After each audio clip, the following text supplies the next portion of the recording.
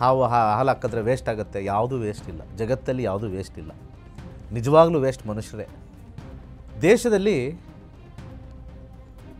ನಾಗನ್ನು ಹೊಡೆದು ಅಥವಾ ಹಾವನ್ನು ಹೊಡೆದು ಸಾಯಿಸಿರ್ತಕ್ಕಂಥದ್ದು ಹೆಚ್ಚು, ಕಂಪೇರ್ ಟು ಆ್ಯಕ್ಚುಲಿ ಹಾವು ಕಚ್ಚಿಸ್ಕೊಂಡು ಸತ್ತಿರ್ತಕ್ಕಂಥದ್ದು ಭಾಳ ಕಮ್ಮಿನೇ. ಸಾಮಾನ್ಯವಾಗಿ ಭಾಳ ಹಿಂದೆ ಯಾಕೆ ನಾಗರ ಪೂಜೆ ಮಾಡಬೇಕು ಅನ್ನೋದು ಇತ್ತು ಅಂತಂದರೆ ಅದರಲ್ಲಿ ಬಹಳಷ್ಟು ವಿಶೇಷ ಮತ್ತು ವೈಶಿಷ್ಟ್ಯ ಇದೆ.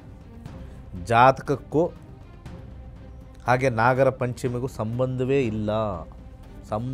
ಇಲ್ಲ. ನಮ್ಮ ಈ ಕೃಷಿನ ಸಂರಕ್ಷಣೆ ಮಾಡೋಕ್ಕೆ ಹಾವುಗಳ ಪಾತ್ರ ಭಾಳ ದೊಡ್ಡದು. ಬೆಳೆದಿರ್ತಕ್ಕಂಥ ಎಲ್ಲ ಆಹಾರ ಧಾನ್ಯವನ್ನು ನಾಶಪಡಿಸ್ತಕ್ಕಂಥ ಒಂದು ವಿಚಾರದಲ್ಲಿ ಅದನ್ನು ಹತೋಟಿಲಿ ಇಡ್ತಕ್ಕಂಥದ್ದೇ ಹಾವುಗಳು. ಫುಡ್ ಸೈಕಲನ್ನು ನಾವು ನೋಡಿದಾಗ ಹಾವಿನ ಅವಶ್ಯಕತೆ ನಮ್ಮ ಕೃಷಿಗೆ ಭಾಳಷ್ಟಿದೆ. ಜಸ್ಟ್ ಡೈರೆಕ್ಟಾಗಿ ಹೋಗೋದು, ಹಾಲು ಹಾಕಿ ನಿಮ್ಮ ದೋಷ ಎಲ್ಲ ಹೋಗುತ್ತೆ ಅಂತ ಹೇಳ್ತಕ್ಕಂಥದ್ದು. ನಾಗರ ಪಂಚಮಿ ಅಂದರೆ ನಾವು ಹಾಲು ಹಾಕಿಲ್ಲ ಕಲ್ಲಿಗೆ ಅಂತಂದರೆ ನಮಗೆ ದೋಷ ಬರುತ್ತೆ ಅಂತ ನಾವು ನಾಡಲ್ಲಿ ಹಾಕ್ತಾಯಿದ್ದೀವಿ. ಅದು ಕೃಷಿ ಪ್ರಧಾನದ ಪ್ರದೇಶದಲ್ಲಿ ಹಾಕಬೇಕು. ಹೆಚ್ಚಾಗಿ ಹಾವುಗಳ ಸಂರಕ್ಷಣೆ ಭಾಳ ಇಂಪಾರ್ಟೆಂಟು. ಈಕೋಸಿಸ್ಟಮ್ಸನ್ನ ನಾವು ಕಾಪಾಡಬೇಕು. ಆ ಈಕೋಸಿಸ್ಟಮ್ಸು ನಮ್ಮ ಹಿಂದಿನ ಸನಾತನ ಧರ್ಮದಲ್ಲಿ ಬಂದಿರತಕ್ಕಂಥದ್ದು. ಕುಡಿಯೋ ಮಕ್ಕಳಿಗೆ ಹಾಲಿಲ್ಲ, ಬಡವ್ರಿಗೆ ಹಾಲಿಲ್ಲ ಅಂತೆಲ್ಲ ಹೇಳ್ತಾರೆ. ಅದಕ್ಕೆ ಬೇರೆ ಗೌರ್ಮೆಂಟ್ ಅವರು ಬೇರೆ ವ್ಯವಸ್ಥೆ ಮಾಡ್ಕೋಬೋದು, ಹಾಲೇ ಇರಬೇಕು ಅಂತೇನಿಲ್ಲ.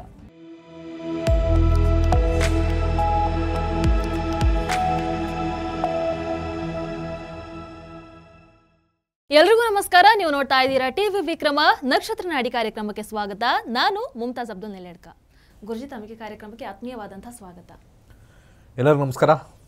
ಗುರುಜಿ, ಮೊದಲನೇದಾಗಿ ನಾಗರ ಪಂಚಮಿ ಹಬ್ಬದ ಹಾರ್ದಿಕ ಶುಭಾಶಯಗಳು. ಸಮಸ್ತ ನಾಡಿನ ಜನತೆಗೆ, ಸಮಸ್ತ ಲೋಕಕ್ಕೆ ನಾಗರ ಪಂಚಮಿಯ ಹಾರ್ದಿಕ ಶುಭಾಶಯಗಳು. ವಿಶೇಷ ನಾಗರ ಪಂಚಮಿ ಅಂದರೆ ನಮ್ಮ ಸನಾತನ ಧರ್ಮದಲ್ಲಿ ಮೊದಲ ಹಬ್ಬ ಅಂತ ಹೇಳ್ತಾರೆ. ಮೊದಲ ಹಬ್ಬ ಅಂತ ಹೇಳಿದಾಗ ಅದರಲ್ಲಿ ಭಾಳಷ್ಟು ವಿಶೇಷ ಇರುತ್ತೆ. ಹೌದು ಗುರುಜಿ, ಅಂದರೆ ನಾನಿಲ್ಲಿ ಕೇಳಬೇಕಿತ್ತು. ನಾಗರ ಪಂಚಮಿ ಅಂತ ಅಂದಾಗ ನಾಗದೇವತೆಯನ್ನು ನಾವು ಪೂಜೆ ಮಾಡ್ತೀವಿ. ಆದರೆ ಬಹಳಷ್ಟು ಪ್ರಶ್ನೆಗಳು ಬರುತ್ತೆ ಗುರುಜಿ. ನಾಗರ ಪಂಚಮಿ ಅಂತ ಬಂದಾಗ ಸುಮ್ಮನೆ ಇದು ಒಂದು ಹಾಲು ವೇಸ್ಟ್ ಮಾಡ್ತಾರೆ, ಹಾವು ಬಂದೇನು ಹಾಲು ಕುಡಿಯುತ್ತಾ, ಇಂತಹ ಬಹಳಷ್ಟು ಪ್ರಶ್ನೆಗಳು ಬರುತ್ತೆ ಗುರುಜಿ. ಸೊ ಹಾಗಾಗಿ ನಾಗರ ಪಂಚಮಿ ಹಬ್ಬವನ್ನ ಯಾಕೆ ಆಚರಣೆ ಮಾಡ್ತಾರೆ, ಹಾವಿಗೆ ಹಾಲೆ ಎರೆಯುವಂಥದ್ದು ಯಾಕೆ, ಇವೆಲ್ಲವನ್ನ ಒಂದು ಸ್ವಲ್ಪ ವಿಸ್ತಾರವಾಗಿ ಹೇಳೋದಾದ್ರೆ. ಎಷ್ಟು ಜನ ಇದನ್ನು ಕೇಳ್ತಾರೆ, ಎಷ್ಟು ಜನ ಇದನ್ನು ಶೇರ್ ಮಾಡ್ತಾರೆ, ಆವಾಗ ನಿಜವಾದ ಅರ್ಥ ಗೊತ್ತಾಗುತ್ತೆ.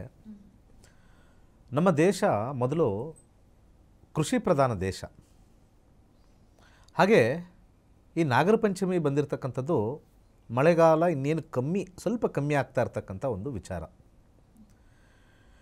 ಹಾಗೆ ಆಷಾಢ ಮುಗಿದು ಶ್ರವಣ ಸ್ಟಾರ್ಟ್ ಆದಾಗ ಎಲ್ಲರಿಗೂ ಕೂಡ ವ್ಯಾಪಾರ ವಹಿವಾಟು ಹೆಚ್ಚಾಗ್ತಕ್ಕಂಥದ್ದು, ಮತ್ತೆ ಬಿತ್ತನೆ ಮಾಡ್ತಕ್ಕಂಥದ್ದು, ಮತ್ತು ಈ ಒಂದು ಗದ್ದೆ ಹೊಲ ಅದಕ್ಕೆಲ್ಲ ಹೋಗ್ತಕ್ಕಂಥ ಒಂದು ಕಾರ್ಯ ನಡೀತಕ್ಕಂಥದ್ದು.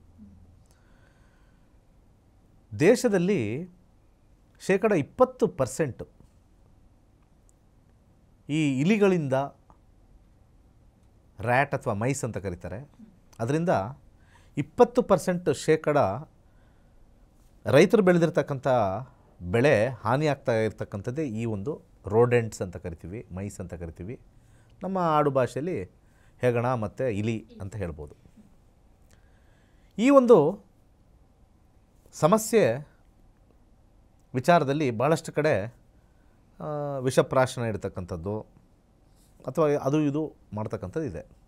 ಆದರೆ ಇವತ್ತಿನ ಸ್ಟ್ಯಾಟಿಸ್ಟಿಕ್ಸ್ ತೊಗೊಂಡಾಗ ಅದನ್ನೆಲ್ಲ ಹತೋಟಿಲಿ ಇಡ್ತಕ್ಕಂಥ ಕೆಲಸ ಮಾಡ್ತಾ ಇರ್ತಕ್ಕಂಥ ಏಕೈಕವಾಗಿರ್ತಕ್ಕಂಥ ಒಂದು ರೆಪ್ಟೈಲ್ ಅಂತ ನಾವೇನು ಕರಿತೀವಿ, ಅದು ಸ್ನೇಕ್, ನಾಗಾನೆ.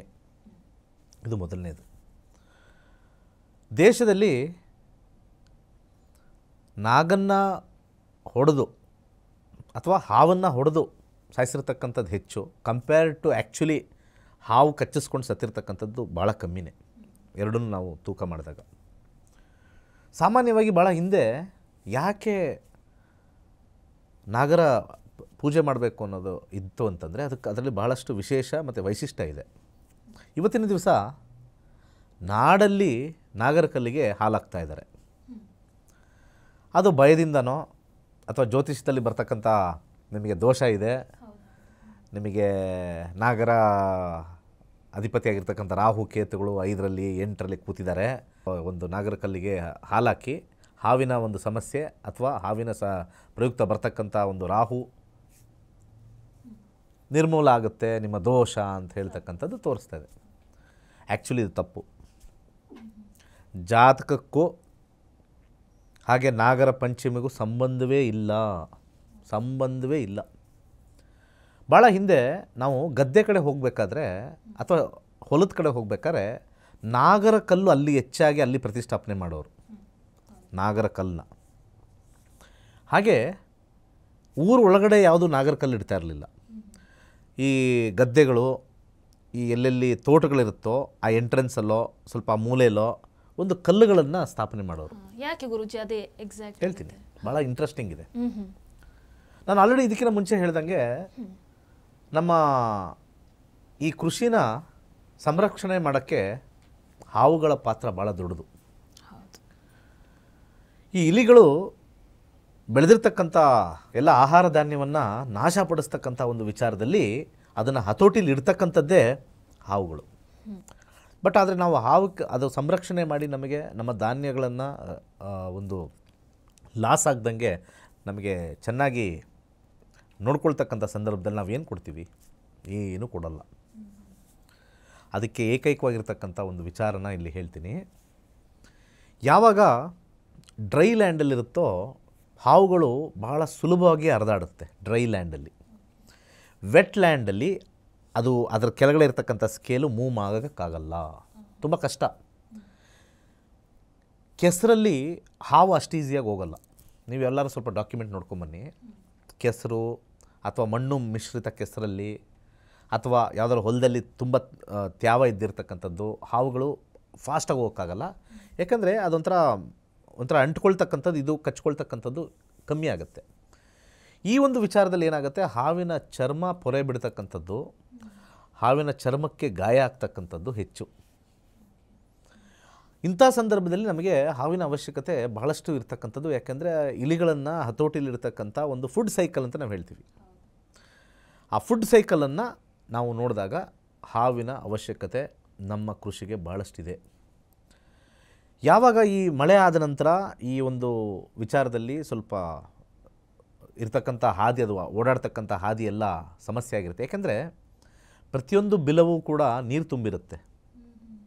ಬಿಲದಲ್ಲಿರೋಕ್ಕಾಗಲ್ಲ ಅದು ಹಾವು, ಅದು ಆಚೆನೇ ಇರಬೇಕು, ಸ್ವಲ್ಪ ಅಲ್ಲಿ ಇಲ್ಲಿ ಯಾವುದೋ ಪೊದೆಯಲ್ಲಿ ಮಳೆಗಾಲ ಆ ನೀರು ಹಿಂಗೋವರೆಗೂ. ಅಂಥ ಸಂದರ್ಭದ ಆಚೆ ಇರುತ್ತೆ, ಅದು ಅಲ್ಲಿ ಇಲ್ಲಿ ಹೋಗಿ ಭಯದಿಂದ ಹೋಗೋಕ್ಕೆ ಆ ಸಮಸ್ಯೆಗೆ ಅಲ್ಲೇನಾಗುತ್ತೆ, ಎಲ್ಲದಕ್ಕೂ ಏಟು ಬೀಳುತ್ತೆ. ನಮ್ಮ ಹಿಂದಿನ ಕಾಲದ ಋಷಿಮುನಿಗಳು ಏನು ಮಾಡಿದ್ರು, ಓಕೆ ಇದಕ್ಕೊಂದು ಮಾಡೋಣ, ಇದು ಮಳೆ ನಿಲ್ಲೋ ಅಂಥ ಒಂದು ಸಂದರ್ಭ ಬಂದಾಗ ಒಂದು ಹಬ್ಬ ಆಚರಣೆ ಮಾಡೋಣ. ಎಲ್ಲೆಲ್ಲಿ ನಾಗರಕಲ್ಲು ನಾವು ಪ್ರತಿಷ್ಠಾಪನೆ ಮಾಡಬೇಕು ಅಂತಂದರೆ ಎಲ್ಲೆಲ್ಲಿ ಕೃಷಿ ಪ್ರದೇಶಗಳಿದೆಯೋ ಅಲ್ಲಿ ನಾಗರಕಲ್ಲು ಪ್ರತಿಷ್ಠಾಪನೆ ಮಾಡಲೇಬೇಕು. ಈ ನಾಗರ ಪಂಚಮಿ ಅನ್ನೋ ಒಂದು ಹಬ್ಬವನ್ನು ಮಾಡಿ ಆ ನಾಗರಿಗೆ ನಾವು ಹಾಲನ್ನು ಹಾಕಿ ಅದು ಹರಿದಾಗ, ಅಲ್ಲಿ ಹಾವುಗಳು ಅದನ್ನು ಹರಿದಾಗ ಆ ಒಂದು ಹಾವಿನ ಚರ್ಮಕ್ಕೆ ಆ ಹಾಲಿನ ಲೇಪನ ಆಗುತ್ತೆ. ಯಾಕೆಂದರೆ ಹಾಲಿನ ಒಂದು ಅಂಶ ಜಿಡ್ಡಿರುತ್ತೆ. ಆ ಜಿಡ್ಡಿನ ಅಂಶ ಒಂದು ರೀತಿ ನಾವು ಕೆನೆ ಹಚ್ಕೊಳ್ತೀವಿ, ಗಾಯ ಆದಾಗ ತುಪ್ಪ ಹಚ್ಕೊಳ್ತೀವಿ, ಆ ರೀತಿ ಅದಕ್ಕೆ ಒಂದು ಸಮಾನವಾಗಿ ಹರಿದಾಡೋಕ್ಕೆ ಅಲ್ಲಿ ಹಾಲಿನ ಒಂದು ಮೆಡಿಸಿನ್ ಥರ ವರ್ಕ್ ಆಗಲಿ ಅಂತ ಹೇಳಿರ್ತಕ್ಕಂಥ ಒಂದು ಇತಿಹಾಸ ಭಾಳ ಹಿಂದೆ ನಮ್ಮ ಪೂರ್ವಜರು ಬರೆದಿಟ್ಟಿದ್ದಾರೆ. ಕಾಲಕ್ರಮೇಣ ಅದನ್ನು ಯಾರೂ ಹೇಳಲ್ಲ, ಜಸ್ಟ್ ಡೈರೆಕ್ಟಾಗಿ ಹೋಗೋದು, ಹಾಲು ಹಾಕಿ ನಿಮ್ಮ ದೋಷ ಎಲ್ಲ ಹೋಗುತ್ತೆ ಅಂತ ಹೇಳ್ತಕ್ಕಂಥದ್ದು. ನಾಗರ ಪಂಚಮಿ ಅಂದರೆ ನಾವು ಹಾಲು ಹಾಕಿಲ್ಲ ಕಲ್ಲಿಗೆ ಅಂತಂದರೆ ನಮಗೆ ದೋಷ ಬರುತ್ತೆ ಅಂತ ನಾವು ನಾಡಲ್ಲಿ ಹಾಕ್ತಾಯಿದ್ದೀವಿ. ಅದು ಕೃಷಿ ಪ್ರಧಾನದ ಪ್ರದೇಶದಲ್ಲಿ ಹಾಕಬೇಕು ಹೆಚ್ಚಾಗಿ. ಯಾಕೆಂದರೆ ಅದು ಯಾವ ಥರ ಭಾಳ ಹಿಂದೆ ನಾವು ನೋಡಿದ್ರೆ ಆ ಕಲ್ಲುಗಳು ಕರೆಕ್ಟಾಗಿ ಈ ಗದ್ದೆಯಲ್ಲಿರ್ತಕ್ಕಂಥ ಒಂದು ದಿಣ್ಣೆ ಕಟ್ತಾರಲ್ಲ, ಆ ದಿಣ್ಣೆ ಮೂಲೆಯಲ್ಲಿ ನೆಡ್ತಾರಲ್ಲಿ. ಯಾಕೆಂದರೆ ಅವ್ರಿಗೆ ತುಂಬ ಜನಕ್ಕೆ ಹಾವು ಎಲ್ಲಿ ಓಡಾಡುತ್ತೆ ಅಂತ ಗೊತ್ತು. ಗದ್ದೆ ಮಾಡೋರಿಗೆ, ಪೈರಿಗೆ, ಆ ಕಡೆ ಹೋಗ್ಬೇಡಲ್ಲ, ಯಾವಾಗಲೂ ಹಾವು ಓಡಾಡುತ್ತೆ ಅಂತ ಅದಕ್ಕೊಂದು ಹಾದಿ ಇರುತ್ತೆ. ಆ ಹಾದಿ ಜಾಗದಲ್ಲೇ ಅದನ್ನು ಪ್ರತಿಷ್ಠಾಪನೆ ಮಾಡೋರು. ಸೊ ಆವಾಗ ಇವರು ಹೆಣ್ಮಕ್ಳೆಲ್ಲ ಈ ಒಂದು ವಿಚಾರದಲ್ಲಿ ಅಲ್ಲಿ ಹಾವಿನ ಒಂದು ವಿಚಾರಕ್ಕೆ ನಮ್ಮ ಒಂದು ಅದಕ್ಕೆ ಒಳ್ಳೆಯದಾಗಲಿ ಅನ್ನೋದಾಗ ಕಲ್ಲಿಗೆ ಹಾಲನ್ನು ಎರಿದಾಗ ಅದು ಹರಿದಾಗ ಅಲ್ಲೇನಾದ್ರು ಬಂದು ಹೋದಾಗ ಅದಕ್ಕೆ ಮಾಲಿಷ್ ಆಗುತ್ತೆ, ಪಾಲಿಷ್ ಆಗುತ್ತೆ ಅಂತ ಹೇಳ್ತಕ್ಕಂಥ ನಿಜವಾದ ಪದ್ಧತಿ ಇರೋದು. ಅದು ಬಿಟ್ಟರೆ ಹಾಲು ಹಾಕಿದ್ರೆ ವೇಸ್ಟ್ ಆಗುತ್ತೆ, ಯಾವುದೂ ವೇಸ್ಟ್ ಇಲ್ಲ. ಜಗತ್ತಲ್ಲಿ ಯಾವುದೂ ವೇಸ್ಟ್ ಇಲ್ಲ. ನಿಜವಾಗ್ಲೂ ವೇಸ್ಟ್ ಮನುಷ್ಯರೇ. ಯಾಕೆ ವೇಸ್ಟು ಮನುಷ್ಯರು? ಕಾಡನ್ನು ನಾಶ ಮಾಡ್ತಾಯಿದ್ದೀವಿ, ಇರ್ತಕ್ಕಂಥ ಎಲ್ಲ ಸಂಪನ್ನ ಮೂಲಗಳನ್ನು ನಾಶ ಮಾಡ್ತಾಯಿದ್ದೀವಿ. ಹಂಗಾರೆ ನಾವು ವೇಸ್ಟ್ ಮಾಡ್ತಾ ಇಲ್ವೇ? ದೇವರನ್ನು ಬಂದು ಕೂತ್ಕೊಂಡ್ರೆ ಎಲ್ಲ ಪ್ರಾಣಿಗಳನ್ನೂ ನೋಡ್ತಾ ಒಂದು ವಿಚಾರನ ತೊಗೊಂಬಂದರೆ ಅತ್ಯಂತ ನಾಶ ಮಾಡ್ತಾ ಇರ್ತಕ್ಕಂಥ ಏಕೈಕ ಪ್ರಾಣಿ ಅಂದರೆ ಮನುಷ್ಯನೇ. ಬೇರೆ ಯಾವ ಪ್ರಾಣಿಗಳು ಇಲ್ಲಿರ್ತಕ್ಕಂಥ ಪ್ರಕೃತಿನ ಹಾಳು ಮಾಡ್ತಕ್ಕಂಥ ವಿಚಾರಗಳೇ ಇಲ್ಲ. ಭೂಮಿ ಪೂರ್ತಿ ಇವಾಗ ಪ್ಲಾಸ್ಟಿಕ್ಮಯ ಆಗಿಬಿಟ್ಟಿದೆ. ಜಲಚರ ರಾಶಿಗಳೆಲ್ಲ ಕೆಮಿಕಲ್ ಆಗ್ತಾಯಿದೆ. ಇನ್ನು ಪೆಸ್ಟಿಸೈಡ್ಸ್ ಹೊಡಿತಾ ಇದ್ದೀವಿ. ಇವೆಲ್ಲವೂ ನೋಡಿದ್ರೆ ಹಾಲನ್ನು ವೇಸ್ಟ್ ಮಾಡ್ತಾಯಿಲ್ಲ ನಾವು. ಹಾಲು ವೇಸ್ಟ್ ಆದರೆ ಏನೂ ಸಮಸ್ಯೆ ಏನಿಲ್ಲ. ಕುಡಿಯೋ ಮಕ್ಕಳಿಗೆ ಹಾಲಿಲ್ಲ, ಬಡವ್ರಿಗೆ ಹಾಲಿಲ್ಲ ಅಂತೆಲ್ಲ ಹೇಳ್ತಾರೆ. ಅದಕ್ಕೆ ಬೇರೆ ಗೌರ್ಮೆಂಟ್ ಅವರು ಬೇರೆ ವ್ಯವಸ್ಥೆ ಮಾಡ್ಕೊಬೋದು, ಹಾಲೇ ಇರಬೇಕು ಅಂತೇನಿಲ್ಲ. ಆಮೇಲೆ ವರ್ಷದಲ್ಲಿ ಒಂದೇ ಸತಿ ಮಾಡೋದದು. ಯಾರಾದರೂ ಅದ್ರ ಬಗ್ಗೆ ಕಮೆಂಟ್ ನೆಗೆಟಿವ್ ಹಾಕ್ತಾರಲ್ಲ, ಹಾಲನ್ನು ವೇಸ್ಟ್ ಮಾಡ್ತಾರೆ ಅಂತ, ವರ್ಷದಲ್ಲಿ ಮಾಡೋದು ಒಂದೇ ಒಂದು ಸತಿ. ಅದು ಪ್ರಕೃತಿ ಸಂರಕ್ಷಣೆ ಆಗಲಿ ಅಂತ ಹೇಳ್ತಕ್ಕಂಥ ಒಂದು ವಿಚಾರ. ಸೊ ಆಗಿದ್ದಲ್ಲಿ ಇದನ್ನು ವೈಜ್ಞಾನಿಕ ನಿಲುಗಟ್ಟಲ್ಲಿ ತಗೊಳ್ಳಿ. ಈ ನಾಗರ ಪಂಚಮಿ ಹಾವುಗಳ ಸಂರಕ್ಷಣೆ ಭಾಳ ಇಂಪಾರ್ಟೆಂಟು. ಈಕೋಸಿಸ್ಟಮ್ಸನ್ನ ನಾವು ಕಾಪಾಡಬೇಕು. ಆ ಈಕೋಸಿಸ್ಟಮ್ಸು ನಮ್ಮ ಹಿಂದಿನ ಸನಾತನ ಧರ್ಮದಲ್ಲಿ ಬಂದಿರತಕ್ಕಂಥದ್ದು. ಇಷ್ಟೇ ನನ್ನ ವಿಚಾರ. ಸೊ ಗುರೂಜಿ ಬಹಳ ಅದ್ಭುತವಾಗಿ ತಿಳಿಸ್ಕೊಟ್ಟಿದ್ದಾರೆ. ನಾನು ಯಾವಾಗಲೂ ಹೇಳ್ತಾ ಇರ್ತೀನಿ, ಸನಾತನ ಧರ್ಮದಲ್ಲಿ ಯಾವುದೇ ಒಂದು ಆಚರಣೆಯನ್ನು ಮಾಡಿದ್ರೆ ಅದಕ್ಕೆ ಅದರದ್ದೇ ಆದಂಥ ಒಂದು ವೈಜ್ಞಾನಿಕ ಅರ್ಥ ಇರುತ್ತೆ. ಆ ವೈಜ್ಞಾನಿಕ ಹಿನ್ನೆಲೆ ಇಲ್ಲದೆ ಆ ಒಂದು ಹಬ್ಬವನ್ನು ಆಚರಣೆ ಮಾಡೋದಿಲ್ಲ ಅಂತ. ಆಮೇಲೆ ಈ ನಾಗರ ಪಂಚಮಿ ಹಬ್ಬದ ದಿವಸ ಹಾಲು ವೇಸ್ಟ್ ಮಾಡ್ತಾರೆ ಅಂತ ಯಾರೆಲ್ಲ ಹೇಳ್ತಾ ಇದ್ದೀರೋ ಅಂಥವರಿಗೆ ಬಹಳ ಅದ್ಭುತವಾದಂಥ ಉತ್ತರವನ್ನು ಕೂಡ ಗುರೂಜಿ ಅವರು ಈ ಕಾರ್ಯಕ್ರಮದಲ್ಲಿ ನೀಡಿದ್ದಾರೆ. ನಾಗರ ಪಂಚಮಿ ಹಬ್ಬವನ್ನು ಯಾಕೆ ಆಚರಣೆ ಮಾಡ್ತೀವಿ ಅನ್ನುವಂಥದ್ದನ್ನು ಕೂಡ ಬಹಳ ಅದ್ಭುತವಾಗಿ ತಿಳಿಸ್ಕೊಟ್ಟಿದ್ದಾರೆ. ಇಂತಹ ಇನ್ನಷ್ಟು ವಿಚಾರಗಳನ್ನು ನೀವು ತಿಳ್ಕೊಳ್ಬೇಕನ್ನುವಂತಹ ಆಸಕ್ತಿ ಇದ್ದಲ್ಲಿ ಗುರೂಜಿ ಅವರ ನಕ್ಷತ್ರ ನಾಡಿ ತರಗತಿಗಳು ಇದೇ 11ನೇ ತಾರೀಕಿನಿಂದ, ಆಗಸ್ಟ್ 11ನೇ ತಾರೀಕಿನಿಂದ ಆರಂಭ ಆಗ್ತಾ ಇದೆ. ನೀವೆಲ್ಲರೂ ಕೂಡ ಆದಷ್ಟು ಬೇಗ ಜಾಯಿನ್ ಆಗಿ ಅಂತ ಕೇಳ್ಕೊಳ್ತಾ ನೋಡ್ತಾ ಇರಿ ಟಿವಿ ವಿಕ್ರಮ ನಕ್ಷತ್ರ ನಾಡಿ ಕಾರ್ಯಕ್ರಮ. ನಮಸ್ಕಾರ. ನಕ್ಷತ್ರ ನಾಡಿ ತರಗತಿಗೆ ಸೇರಿ ಹಾಗೂ ಕೇವಲ 15 ದಿನಗಳಲ್ಲಿ ಜೂಮ್ ಆಪ್ ಮುಖಾಂತರ ಆನ್ಲೈನ್ ತರಗತಿಯನ್ನು ಕಲಿಯಿರಿ. ಜ್ಯೋತಿಷ್ಯ ಶಾಸ್ತ್ರದಲ್ಲಿ ಆಧುನಿಕ ತಂತ್ರಜ್ಞಾನವನ್ನು ಬಳಸಿ ಸಿದ್ಧಪಡಿಸಿರುವ ಗೋಲ್ಡ್ ಫ್ರೀ ಆಸ್ಟ್ರೋ ಆಪ್ ಮುಖಾಂತರ ನಮ್ಮ ಜೀವನದಲ್ಲಿನ ಮುಖ್ಯ ವಿಚಾರಗಳಾದ ಆರೋಗ್ಯ, ವಿದ್ಯಾಭ್ಯಾಸ, ವೃತ್ತಿ ಜೀವನ, ಮದುವೆ ವಿಚಾರ, ಆಸ್ತಿ, ಪ್ರಯಾಣ, ವ್ಯಾಜ್ಯದಂತಹ ವಿಚಾರಗಳ ಬಗ್ಗೆ ಜಾತಕದಲ್ಲಿ ಅತ್ಯಂತ ಸುಲಭ ರೀತಿಯಲ್ಲಿ ತಿಳಿಯಬಹುದಾಗಿದೆ. 60,000ಕ್ಕೂ ಹೆಚ್ಚಿನ ವಿದ್ಯಾರ್ಥಿಗಳಿಗೆ ನಕ್ಷತ್ರ ನಾಡಿ ಜ್ಯೋತಿಷ್ಯವನ್ನು ಕಲಿಸಿಕೊಟ್ಟಿರುವ ಪಂಡಿತ್ ದಿನೇಶ್ ಗುರೂಜಿಯವರ ತರಗತಿಗಳಿಗೆ ಇಂದೇ ನೋಂದಾಯಿಸಿ. ಸುಲಭವಾದ ಮತ್ತು ಶಾಸ್ತ್ರೋಕ್ತವಾದ ಜ್ಯೋತಿಷ್ಯ ಶಾಸ್ತ್ರವನ್ನು ಕಲಿಯಿರಿ. ಹೆಚ್ಚಿನ ಮಾಹಿತಿಗಾಗಿ ಇಂದೇ ನಮ್ಮ ನಕ್ಷತ್ರ ನಾಡಿಯನ್ನು ಸಂಪರ್ಕಿಸಿ. ಧನ್ಯವಾದಗಳು. ಟಿವಿ ವಿಕ್ರಮ, ದೇಶ ನಿಮ್ಮ ಕೈಯಲ್ಲಿ.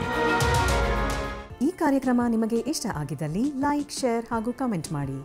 ಟಿವಿ ವಿಕ್ರಮದ ಕಾರ್ಯಕ್ರಮಗಳನ್ನು ನಿರಂತರವಾಗಿ ವೀಕ್ಷಿಸಲು ಸಬ್ಸ್ಕ್ರೈಬ್ ಮಾಡಿ, ಬೆಲ್ ಐಕನ್ ಒತ್ತಿ.